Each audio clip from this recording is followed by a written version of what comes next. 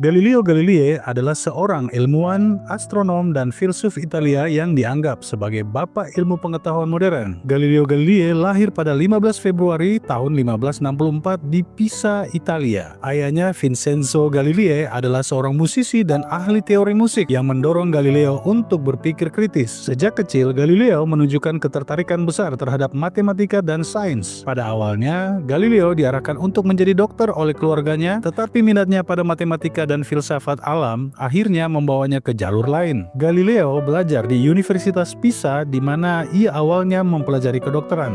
Namun ia segera beralih ke matematika dan fisika setelah menemukan kecintaannya pada bidang tersebut. Meski tidak menyelesaikan gelar formal, Galileo menjadi ahli dalam matematika dan mengajar di berbagai universitas di Italia. Galileo menemukan hukum percepatan benda jatuh dan konsep inersia yang menjadi dasar bagi hukum gerak Newton di kemudian hari. Pada 1609, Galileo membuat teleskop pertama yang lebih kuat daripada yang ada pada zamannya. Dengan teleskop ini, ia membuat banyak penemuan penting. Galileo menemukan bahwa permukaan bulan tidak rata, melainkan memiliki gunung dan kawah. Ia mengamati cincin Saturnus dan fase Venus yang mendukung teori heliosentris. Pandangan Galileo tentang heliosentrisme membuatnya berkonflik dengan gereja Katolik. Pada tahun 1633, ia diadili oleh Inkuisisi dan dipaksa untuk menyangkal pandangannya. Sebagai hukuman, Galileo dikenai tahanan rumah hingga akhir hayatnya. Namun karyanya terus menyebar dan menjadi dasar astronomi modern. Galileo meninggal pada 8 Januari 1642 di Arcetri, dekat Florence, dalam usia 77